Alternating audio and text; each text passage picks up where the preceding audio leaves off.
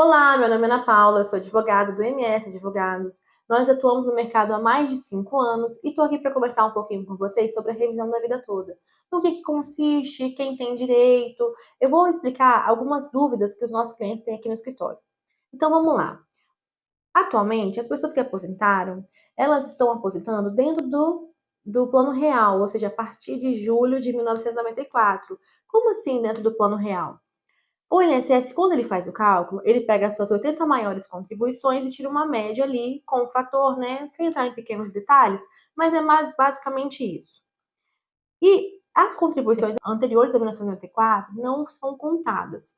É contado o seu tempo de contribuição, mas não os valores de contribuição. E aí, essa revisão ela veio para contar toda a contribuição que você fez durante toda a sua vida, revisão da vida toda. Quem tem direito a essa revisão? Quem aposentou entre 2013 e 2019. Aposentado, mas se for aposentado por invalidez, o que nós temos que levar em consideração? Essa aposentadoria ela foi derivada de um auxílio-doença? Como assim, doutora? Derivado de auxílio-doença? Em qual sentido? Você tinha um auxílio-doença num dia e no outro dia a aposentadoria? Então a gente conta de quando começou esse auxílio-doença. E esse auxílio-doença tem que ter começado entre 2013 e 2019. Por que 2013? Porque são 10 anos para trás. Então, se hoje nós estamos no mês de junho, até junho de 2013.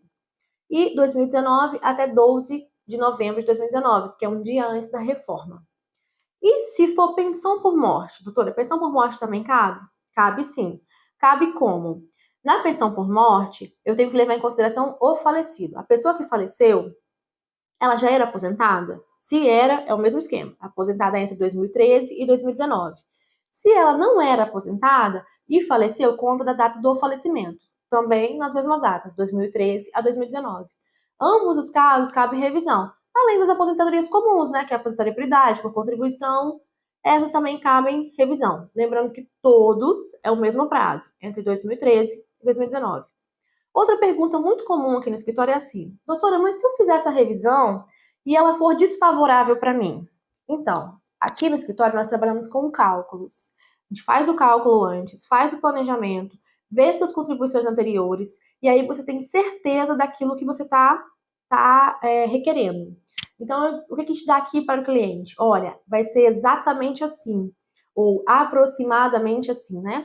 Você vai ter uma melhoria, seu RMI, que é a sua renda, quando você aposentou, deveria ter sido tantos a mais, uma diferença de 1.000, 2.000, essa diferença que você recebeu a menos, você vai conseguir saber nesse cálculo, vai também saber quanto você tem de retroativo para receber. Então, quando você entrar com o processo, você vai ter livre consciência, né, plena consciência de que é favorável e quanto é favorável para você. Por isso que nós não recomendamos entrar com a revisão sem o cálculo. Porque sem o cálculo você não consegue saber se é favorável ou não e o quanto é favorável, para ver se vale a pena para você mover todo um processo e às vezes ser desvantajoso para você. Porque a lei fala o quê? Você tem direito de ter a melhor aposentadoria. Às vezes a melhor aposentadoria é a regra atual. Às vezes a melhor aposentadoria é com a revisão da vida toda, que é durante todo o seu tempo de contribuição. Conta também se você teve esse tempo de contribuição anterior com altas contribuições. Muitos clientes chegam aqui que dão essa diferença tão grande porque antes de 1994 tinha salários melhores, tinha contribuições melhores. E aí isso faz muita diferença, né? Na hora de fazer a contribuição, porque eu vou contar os 80 maiores contribuições e às vezes as maiores contribuições ficaram para trás, não foram contadas. Então é muito importante fazer o cálculo. E assim, por fim, doutor, e aí, como é que tá o processo? Eu entro com o processo de revisão e como que vai ficar? Eu tenho que processo de revisão, eu já começo a receber logo, como é que funciona? Então, aqui no Espírito Santo, e nós trabalhamos também em vários lugares do país, cada juízo tem que funcionar de uma forma diferente. Alguns juízes entendem que, como não entrou o trânsito em julgado ainda, o processo se ajuiza o processo e ele suspende. Suspende, o que é suspender? Ele pega esse processo, fala assim, ó, fica esperando aqui até o processo de julgamento final terminar. Quando terminar lá, eu venho aqui e decido com vocês em cima daquele. Outros juízes já estão dando andamento no processo, né? Eu entro com o processo, intimo o INSS entra com a defesa, e depois eu faço uma manifestação sobre defesa, que é contestação e réplica. Então, assim, muitos processos já estão andando, mas o processo lá em cima, ele praticamente terminou. Só teve um embargo, teve decisão final, né? Teve um embargo que ainda não foi julgado, mas não cabe mais recurso. Então, agora é guardar o julgamento do embargo e transitar em julgado. Então, para aqueles processos que estão suspensos, é só aguardar o trânsito em julgado. Para os que estão andando, eles estão andando normalmente. A gente não teve ainda nenhuma sentença que pediu para suspender, então estão normalmente andando, só aguardando mesmo o trânsito.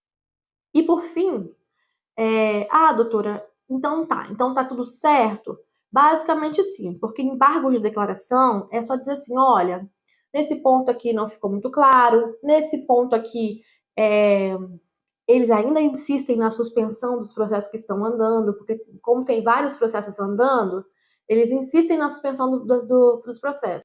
E para concluir, eu vou deixar aqui a descrição do nosso Instagram, nós damos várias dicas lá no Instagram, podem fazer perguntas aqui pelo Instagram também, se tiverem alguma dúvida, mas basicamente temos que fazer essa análise, né, se foi entre 2013 e 2019, é interessante fazer o cálculo para você ter certeza de que é vantajoso para você, e alguns processos estão andando sim, outros os juízes entendem que deve esperar o trânsito em julgado.